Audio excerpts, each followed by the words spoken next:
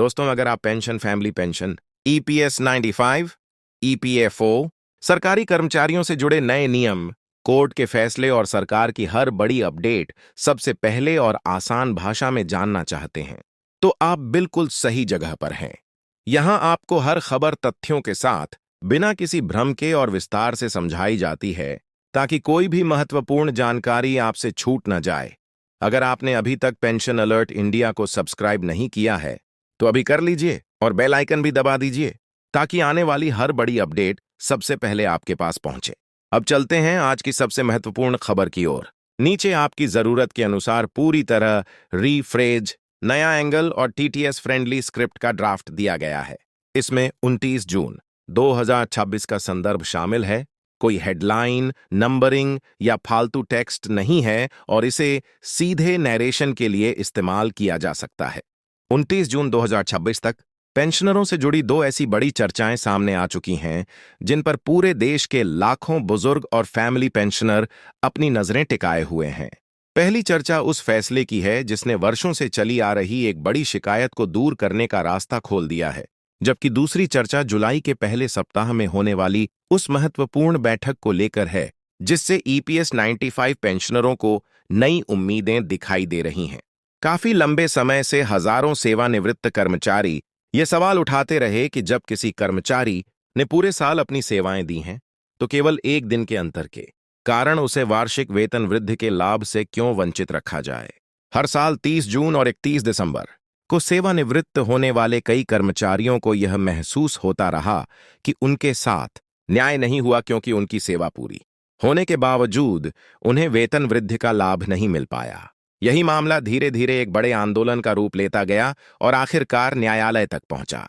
अदालत ने इस विषय को गंभीरता से देखते हुए यह स्पष्ट किया कि यदि किसी कर्मचारी ने पूरे वर्ष की सेवा पूरी कर ली है, तो उसे केवल तकनीकी आधार पर उसके अधिकार से वंचित नहीं किया जा सकता। इस निर्णय ने हजारों कर्मचारियों और पेंशनरों को राहत दी।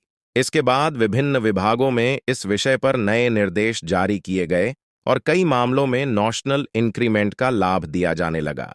लेकिन इसके बावजूद एक बड़ा वर्ग ऐसा था जो अभी भी इस लाभ से बाहर था।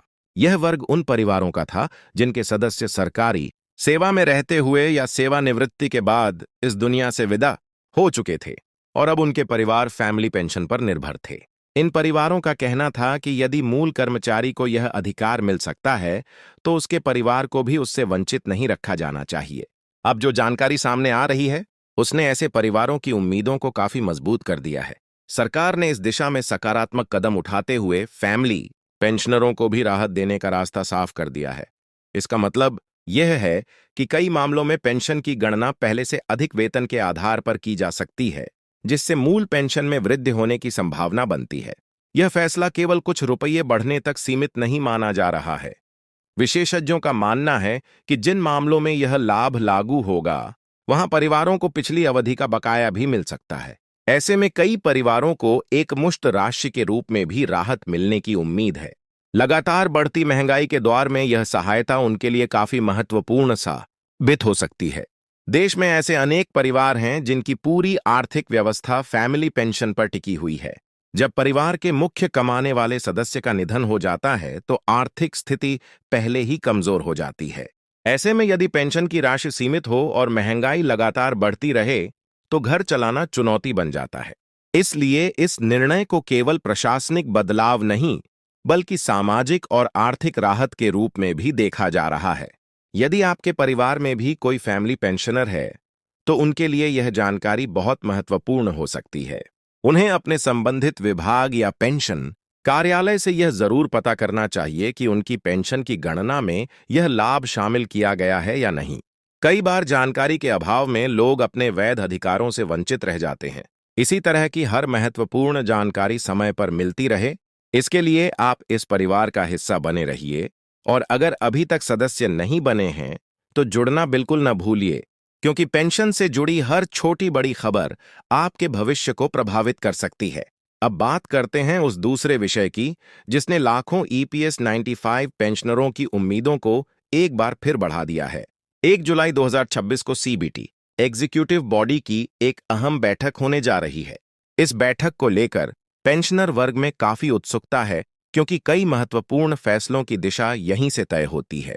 पिछले कई वर्षों से ईपीएस 95 पेंशनरों की सबसे बड़ी मांग न्यूनतम पेंशन में वृद्धि को लेकर रही है।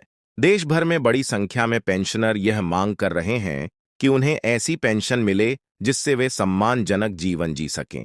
वर्तमान आर्थिक परिस्थितियों में कई बुजुर्गों का कहना है कि मौजूदा पेंशन राशि उनके लिए पर्याप्त नहीं है और रोजमर्रा के खर्चों को पूरा करना कठिन होता जा रहा है। पेंशनरों की तरफ से लगातार यह मांग उठाई जाती रही है कि न्यूनतम पेंशन को बढ़ाया जाए और उसके साथ महंगाई भत्ते पर भी गंभीरता से विचार किया जाए। यही वजह है कि जुलाई में होने वाली बैठक पर पूरे देश के पेंशनरों की निगाहें टिकी हुई हैं। कुछ समय पहले पेंशनरों के प्रतिनिधियों और केंद्रीय स्तर पर हुई चर्चाओं में भी यह संकेत दिए गए थे कि पेंशन से जुड़े मुद्दों पर गंभीरता से विचार किया जा रहा है। इसके बाद से उम्मीदें और भी बढ़ गई हैं। हालांकि अभी तक किसी अंतिम निर्णय की आधिकारिक घोषणा नहीं हुई है, लेकिन सकारात्मक संकेतों ने बुजुर्गों में नई आशा जरूर पैदा की है। विशेषज्ञों का मानना है कि यदि एग्जीक्यूटिव बॉडी की बैठक में कोई महत्वपूर्ण प्रस्ताव आगे बढ़ता है, तो उसके बाद आने वाले दिनों में मुख्य स्तर पर भी चर्चा तेज हो सकती है। ऐसे में जुलाई का महीना ईपीएस 95 पेंशनरों के लिए बेहद महत्वपूर्ण साबित हो सकता है। लाखों बुजुर्ग इस उम्मीद में हैं कि इस बार उनकी वर्षों पुरानी मांगों पर कोई ठोस कदम उठाया जाएगा। कई पेंशनर ऐसे हैं जो अपनी पूरी जिंदगी की कमाई और मेहनत के बाद आज सीमित पेंशन पर निर्भर हैं। बढ़ती दवाइयों के खर्च, रोजमर्रा की जरूरतें और महंगाई ने उनके सामने नई चुनौतियां खड़ी कर दी हैं। यही कारण है कि न्यूनतम पेंशन का मुद्दा केवल आर्थिक विषय नहीं बल्कि सामाजिक सम्मान का विषय भी बन चुका है। बुजुर्ग चाहते हैं कि उन्हें ऐसी पेंशन मिले जिससे वे बिना किसी आर्थिक चिंता के अपना जीवन सम्मान के साथ जी सकें। इस समय जो सबसे बड़ी बात सामने आ रही है वह यह है कि सरकार पेंशनरों के मुद्दों को पूरी तरह नजरअंदाज नहीं कर रही है। न ऑप्शनल इंक्रीमेंट से जुड़े फैसले ने यह संकेत जरूर दिया है कि पेंशनरों की समस्याओं पर विचार किया जा रहा है। यदि इसी दिशा में आगे भी कदम बढ़ते हैं तो आने वाले समय में और भी राहत मिल सकती है। आप भी इस विषय पर अपनी राय जरूर रखिए। क्या आपको लगता है कि जुलाई की यह बैठक पेंशनरों के लिए कोई बड़ा संदेश लेकर आएगी? क्या न्यूनतम पेंशन बढ़ाने की दिशा में कोई महत्वपूर्ण पहल देखने को मिल सकती है? अपनी राय साझा करना बेहद जरूरी है क्योंकि आपकी आवाज भी इस चर्चा का हिस्सा है। अगर आप चाहते हैं कि पेंशन, फैमिली पेंशन, ईपीएस 95 और सरकारी फैसलों से जुड़ी हर विश्वसनीय जानकारी समय पर मिलती रहे, तो इस परिवार से जुड़ना न भूलें।